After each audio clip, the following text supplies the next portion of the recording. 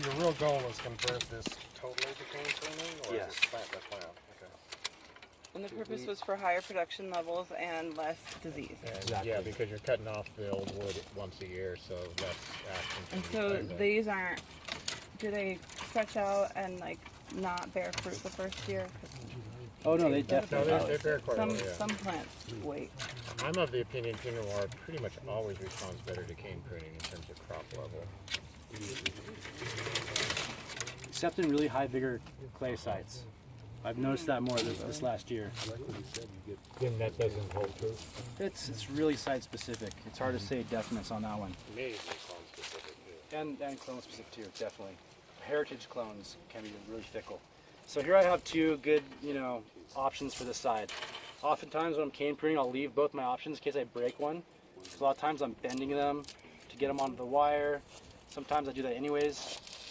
I like to wrap them around the wire. Some guys can't stand that, especially if you're doing a potential cordon the following year. It's a hassle. But if you know you're going to be cane pruning, then you can. Saves you a lot of wind damage. It totally does. I don't have to tie it once. I'm not going to tie it 4 times. That's really stable. I have a good replacement for next year. These guys are a little bit high up. They're not going to be advantageous for next year. I'm going to one bud this one because it's a little high. Take this guy back a little closer. Okay, no, that side's dialed. Are you going to paint the wounds or leave them? Well, yeah, I brought some Vitaseal today. We're going to paint them. But like we were saying with the turgor pressure, these are dripping pretty good.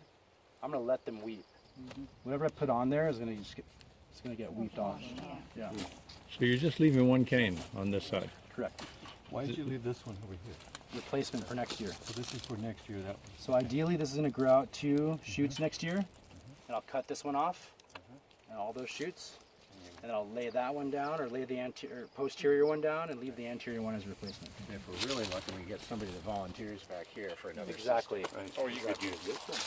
That's my second replacement right there. Yeah, and if that goes the right way, it's possible. And a lot of times I'll have a gap in the head, and I'll leave a couple 1 butters or 2 butters in there. So I could, there's a couple options for this side. So I'm not going to spur this one this year. These are pretty weak. They were quite fruitful last year. So I'm a cane prune it again. What do you hate? What? The cutting like that? He knows what he's doing. That's more Are you, So you go with cane whenever you can. Here, yes. Well, Here. it is, there's certain areas where it's really vigorous down below, where I want to spur them and leave 1 cane up top. The risk And factor. do a kicker cane. And yeah, so we'll often leave, a nice cane sort of fairly far back if the cordon spacing is nice. Okay, so I left 2 good options for this side. sometimes when you cut things, This one I'll, come back. Sorry? In general, if you have a very vigorous line, you want to keep it spur and add a kicker or 2. Exactly. Unless you have high Eutypa, if it's super vigorous, maybe you want to leave less wood out for less disease points. Yeah. No, that's right. That's another issue. What would you So- say about Cabernet and Merlot relative to Pinot? I know Pinot is Again, super site specific. I like cane pruning cab, but I have some sites that just give out these amazing bull canes that are so hard on our guys' hands that basically it's no fun, and it should be spurred. This one's got a bit of a bow in it, like Jeff was saying, for that apical dominance. I like to clean up these secondary buds too without damaging the primary ones.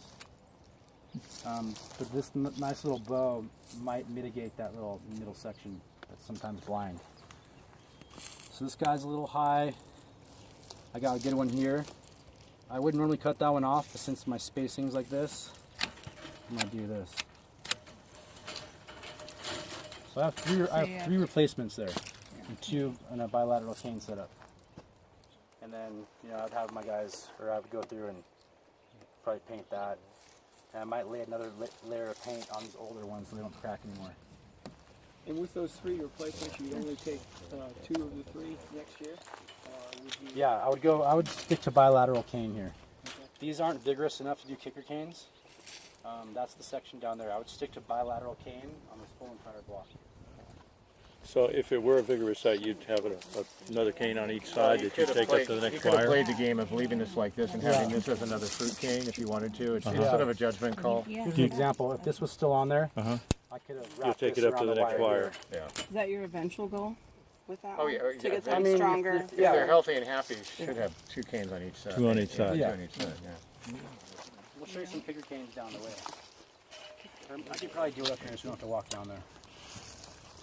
Okay, here's the hybrid one. Every time this side is a great setup to cane again. So I'll start there. I got a lot of options here. I like to do my cuts as anterior as possible, as far away from the head as possible. If it's going to be a smaller cut, it's going to be less chance of opening wounds towards the head. You know, like if I could do this one, I could do that too. This one's got a bit more staining to it. I'm going to cut it to an 8 to 10 bud length. That's what my spacing wants here.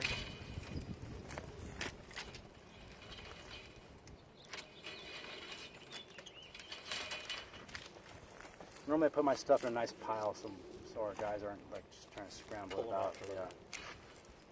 This is a great replacement. It's nice and low. I have 2 good options to lay down this year. Take off the old rachis.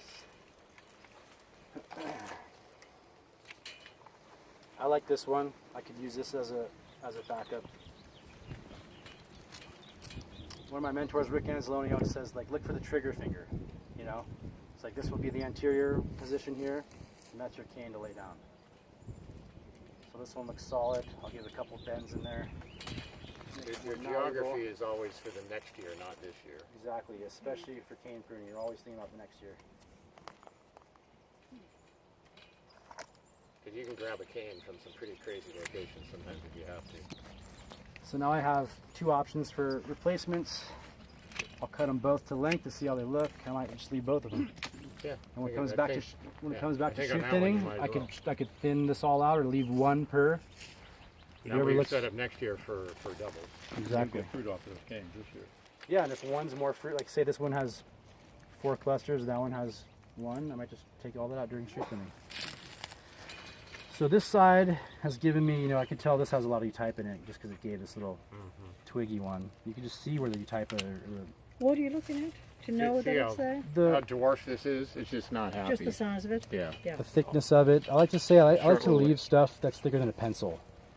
Like we tell our crews, like trying to leave little spurs like this, unless it's all there is. You know, because normally you're not going to have enough vigor to be fruitful. So this is one where I could cane prune this one. Yeah. Look at that nice one down there. I like that one. Can you pass me my loppers, please? I like these loppers because normally I'd have to use a saw here. These guys are solid. It's called keeping your lockers sharp. Yeah. How do you sharpen them with a file? I use a carbide Corona. I wish I had brought that. I meant to bring that. But it's basically a little red deal with a carbide end on it. I just go 4 times on top, once on the bottom. I don't use a stone or anything. I think the carbide one is the best.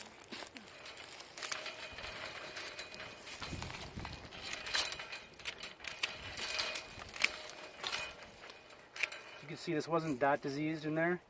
This looks like phomopsis. It's not quite pie-shaped. It's hard to tell what it is. I'm not a super pro as far as trunk diseases, but But it's no good. there's definitely some, some die-off in there. There's some dieback. So I'm looking up at the tops of these 2 to see how thick they were all the way up. This guy's not going to be a good advocate. You got super thin up top. I still like this one. Let's see if it doesn't break on me.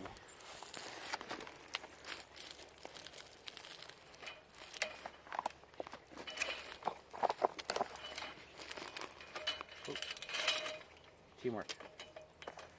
When I wrap these around the canes, I'm looking to not damage these buds too.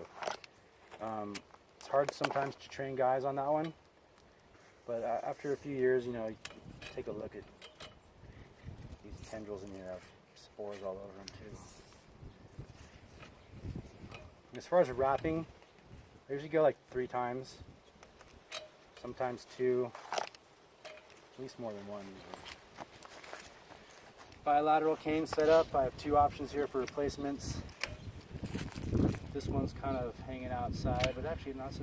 This guy's pointing this way. Yeah, it's pointing this way. That's good. I'm gonna leave two there. So those are your possible takes for next year. Correct. And also, you know, these first primary and secondary buds are also replacement spurs. So a lot of guys don't leave any and just count on those. And a lot of times you're fine, especially if you have high vigor. And especially if your positions come out low. Like if I had, I gotta get these suckers too. If I had them coming out of here, I wouldn't worry so much about having replacement spurs because all these first ones are potential replacements. So you're hedging your bets. You're like, because on Exactly. this one? Yeah. Okay, does someone else want to try this next one?